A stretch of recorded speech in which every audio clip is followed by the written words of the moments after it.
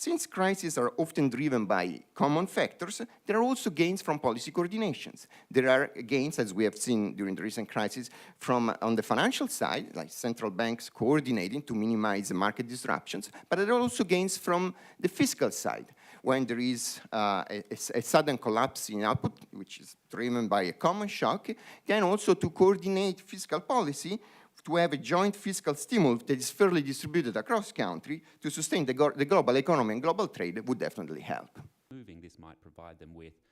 some guideposts. So what we have seen, first of all, is that the effort is not necessarily homogeneous, probably will not be homogeneous also with the UMP. Now, in this case, what we have found is that it's a 100 basis point increase, sudden, unexpected increase in the US, a tightening would generate something like 20 basis points in the same month increase in interest rates,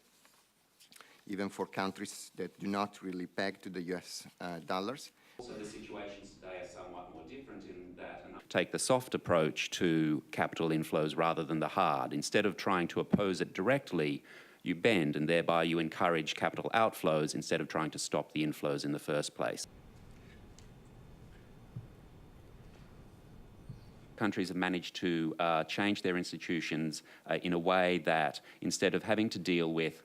capital flight, they've already got, for example, built up reserves overseas in the form of either official reserves or, we emphasize, the private reserves that can then be repatriated and balance this all out.